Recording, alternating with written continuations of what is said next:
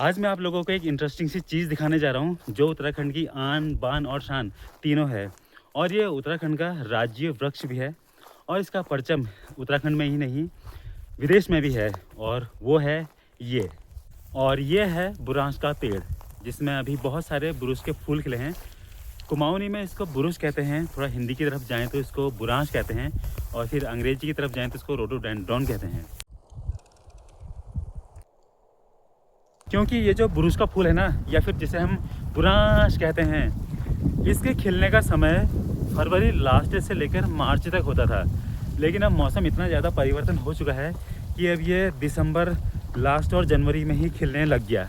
ये जो बुरांश का पेड़ है ये उत्तराखंड का राज्य वृक्ष है और इसका जो फूल है बुरांश का फूल, ये नेपाल का राष्ट्रीय फूल है। जब मैं छोटा था तब ये फूल मार्च अप्रैल में खिलता था और अब मैं बड़ा हो चुका हूँ तो अब ये फूल दिसंबर लास्ट और जनवरी में खिलने लगता है।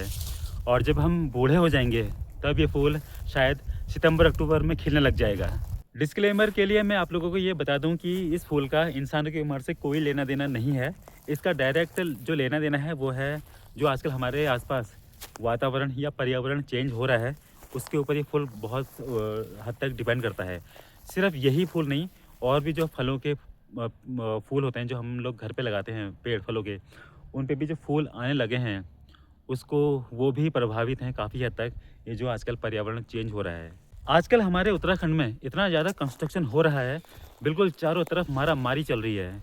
जंगल सारे ख़त्म हो चुके हैं, आबादी बढ़ चुकी है तो फिर घर लग चुके हैं, जहाँ तहाँ सड़कें पहुँच चुकी हैं, धूल धक्कड़ एकदम भयंकर हो रखा है। और जो थोड़े बहुत जंगल बचे हैं उनमें आग लग जा रही है। लग क्या जा रही है, लगा दी जा रही है। चारों तरफ धुंध ही धुंध छाई है।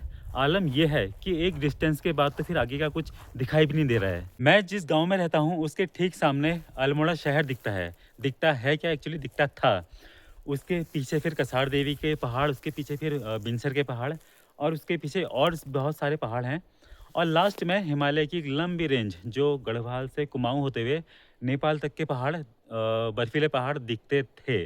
लेकिन आजकल धुंध इतनी ज़्यादा है, वो भी सर्दियों के समय में, तो वो सारे पहाड़ अल्मोड़े के पीछे का हिस्सा जो पीछे का एरिया है वो आजकल अब दिखना बंद हो चुका है। और गर्म इतना हो चुका है कि ये जनवरी का जैसा महीना लग ही नहीं रहा है। आज जनवरी 22 हो चुकी हैं और बर्फ़ तो दूर, बारिश की एक बूंद तक नहीं गिरी है। आसमान में एक बादल नहीं है, पूरा आसमान एकदम साफ साफ चमक रहा है। जहाँ आज से 8-10 साल पहले तक नवंबर से लेके मिड मार्च तक बारिश और बर्फ़ का ही सीज़न रहता था और इन 3-4 महीनों में 2-3 बार तो बर्फ़ आराम से गिर जाती थी और हमारे गांव में लगभग एवरेज आधे फीट के आसपास बर्फ़ गिर जाती थी 4-5 महीनों में 3-4 बार। और आज के समय में हाल ये है कि हर तरफ एकदम सूखा सूखा पड़ा है। कोई लोग, गांव के बाकी लोग, नए पौधे भी लगाना बहुत मुश्किल हो रहा है उनके लिए। फलों के जो पौधे होते हैं वो सर्दियों में ही लगते हैं, लेकिन बारिश की के अभाव के कारण लोगों ने पौधे पेड़ भी लगाने छोड़ दिए हैं। हमारे गांव के ठीक सामने जो बर्फीली चोटियां हैं जिन्हें हम लोग हिमालय कहते हैं, आज से 8-10 साल पहले तक 4-5 महीने ऊपर से लेकर चोटी से लेकर नीचे तक बर्फ़ की सफ़ेद चादर से ढकी रहती थी। और उसके सामने जो पहाड़ हैं, ये जो मैंने आपको अभी गिनाए बिनसर ये और ये अल्मोड़ा कसार देवी के, ये ऐसे लगते थे जैसे बारिश से धुले हुए हों। लेकिन आजकल के समय में आलम यह है कि बर्फीली चोटियाँ बर्फ़ के अभाव के कारण अब धीरे धीरे काले पड़ते जा रहे हैं। अब ये जनवरी ख़त्म होने वाला है, ना तो उन पहाड़ों में बर्फ़ गिरी है और ऊपर से धुंध इतनी ज़्यादा। और दोस्तों अब वो दिन ज़्यादा दूर नहीं जब पहाड़ों में भी जल्द ही एयर प्यूरीफायर खरीदने लगेंगे। और ये तो फिलहाल अभी कुछ नहीं है, लंबी अवधि में इसके और दुष्परिणाम आने वाले हैं, क्योंकि पहाड़ों में भी अब पानी के नौले या स्रोत धीरे धीरे सूखते जा रहे हैं। जहाँ आज से 8-10 साल पहले तक हर 200-300 मीटर की दूरी पर एक पानी का नौला या स्रोत मिल जाया करता था, लेकिन अब वो गिने चुने ही रह चुके हैं। और अब लोग गधेरे का पानी, जिसे रनिंग वाटर या स्ट्रीम वाटर कहते हैं, उसको पी रहे हैं। और उस पानी को भी घरों तक पहुंचाने के लिए किलोमीटर की दूरी से पंपों द्वारा खींचा जा रहा है। अच्छा, पेड़ों से एक और बात याद आ गई। आजकल ये जो बाघ घरों से इंसानों को उठा के ले जा रहे हैं ना, ये भी जंगलों के कटान की ही देन है। कांकड़ और सूअरों ने तो खेतों का नाश कर दिया है। मैंने अपनी पूरी लाइफ में पिछले 4-5 सालों तक बाघ की आवाज़ ही नहीं सुनी थी, सिर्फ चिड़ियाघर को छोड़ के। और जब पहली बार अपने घर के पास में बाघ की आवाज़ सुनी तो मैं उस समय कांपने लग रहा था। और अब तो आदत सी हो गई है बाग की आवाज़ सुनने में। हर 2-3 दिन में एक बार तो सुनाई देती है और जब जिस दिन ना सुनाई दे तो उस दिन सोचने पड़ जाता हूँ कि आज बाघ कहाँ गया होगा। अभी मैं आप लोगों को यहाँ पे 2 फ़ोटो दिखा रहा हूँ। पहली वाली नवंबर 2009 की है और दूसरी वाली अक्टूबर 2013 की है। तब तो मेरे पास कैमरा नहीं था, ना कोई फ़ोन था। ये मैंने अपने दोस्त के फ़ेसबुक अकाउंट से डाउनलोड की हुई हैं और इनमें डेट भी डली हुई है प्रॉपरली, तब ये अच्छा प्रूफ़ है मेरे पास।